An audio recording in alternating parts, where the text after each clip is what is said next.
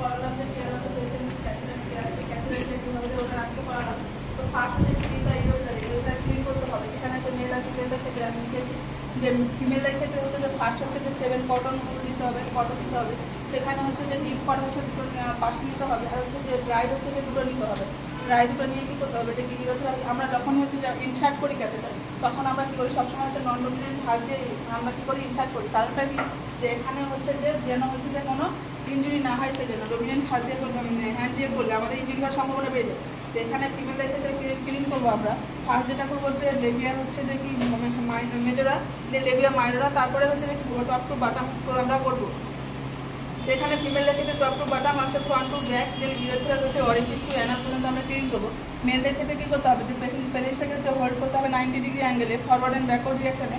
আর ক্লিনটা কী করতে হবে যে পেনিসটাকে যে গ্ল্যান্ড হচ্ছে যে পেনিস ক্লিন করতে হবে। এখানে মিনিমাম 2 সব নিতে হবে।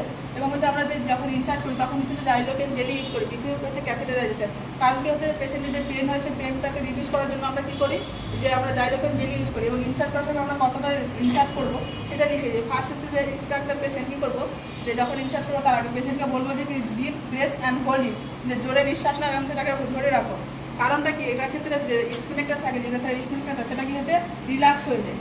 এবং ব্রেথ হচ্ছে মেল পেশেন্টের ক্ষেত্রে হচ্ছে যে কি হচ্ছে সেমিতে তোলা যদি 20 to 22.5 সেমি, আর যখন হচ্ছে ইঞ্চিতে কনভার্ট করলে যে 8 to 9 ইঞ্চ হচ্ছে, তাহলে আমরা হচ্ছে 8 to 9 ইঞ্চ যখন আমরা ইনসার্ট করবো তখন আমরা হচ্ছে যে 6 to 7 ইঞ্চ কী করবো আমরা হচ্ছে জাইলোকেন জেলি, যে অ্যানেস্থেসিক জাইলোকেন জেলিটা সেটা হচ্ছে ইউজ করবো। এটা হচ্ছে যে মেল পেশেন্টের ক্ষেত্রে গেল। ফিমেলদের ক্ষেত্রে যেহেতু ইউরোথেরাল লেন্থটা হচ্ছে যে কম থাকছে, তাই বলে আমরা কি 5 to 7 সেমি হচ্ছে যেটা আমরা ইউজ করবো, ইঞ্চিতে 2 to 3 ইঞ্চ। এবং হচ্ছে যে যখন জাইলোকেন জেলিটা ইউজ করবো তখন হচ্ছে 1 to 2 ইঞ্চ হচ্ছে আমরা জাইলোকেন জেলিটা ইউজ করবো। এবং ফিক্স ক্যাথেটারটা কী করবো আবার থাই আমরা কী করবো সেখানে ফিক্স করে দেবো। যখন তারপর হচ্ছে care of a patient with হচ্ছে ক্যাথেটার, তো কী করবো ইউরোথেরালটা আমরা মেয়েটার কী করবো টুইস্ট উইথ হচ্ছে বিটাডিন দিয়ে আমরা ক্লিন করবো। বিটাডিন দিয়ে এখানে সব থেকে আমরা যে ক্লিন করছি বা হচ্ছে ক্যাথেটার কেয়ারটা কেন দিচ্ছি সেটা হচ্ছে যে আমরা প্রিভেন্ট করার জন্য, যে ইউটিআই যেন না হয়, ইউরিনারি ট্র্যাক্ট ইনফেকশন না হয়, সেই জন্য আমরা কী করছি পেশেন্টের ক্ষেত্রে ক্যাথেটার কেয়ার দিচ্ছি। এবার দেন হচ্ছে যে কি প্রায়োরিটি নার্সিং অ্যাকশন হচ্ছে আপনার হচ্ছে যে অবজারভেশন যে king in the catheter mixing of the catheter. দেখা যায় যে কোনো সময় পেশেন্টের যদি ক্যাথেটার যদি কী হয় যে ভাঁজে, সেটা কী করবো আমরা হচ্ছে ভাঁজটাকে সোজা করে দেবো।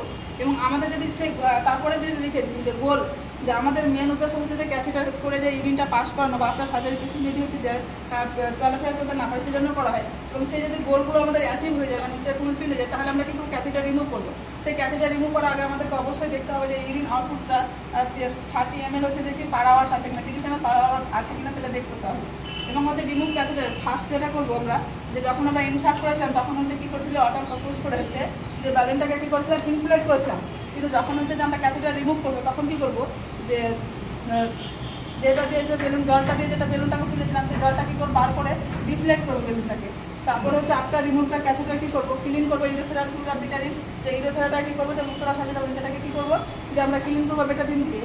এবং এখানে দেখবো পেশেন্টের যদি 6 থেকে 8 ঘন্টার মধ্যে যদি ভয়েডিং মানে যে ইউরিন পাস করে তাহলে নর্মাল ব্যাপার, এখানে আর কোনো কিছু করতে হবে না। যদি 6 থেকে 8 ঘন্টা পরে ইউরিন পাস করে না করে, যদি ইনঅ্যাবিলিটি ভয়েডিং থাকে বা বার্নিং ম্যাচুরেশন মানে হচ্ছে যে যেন হচ্ছে জ্বালা করে, তাহলে আমরা কী করবো অবশ্যই ডক্টরকে ইনফর্ম করবো।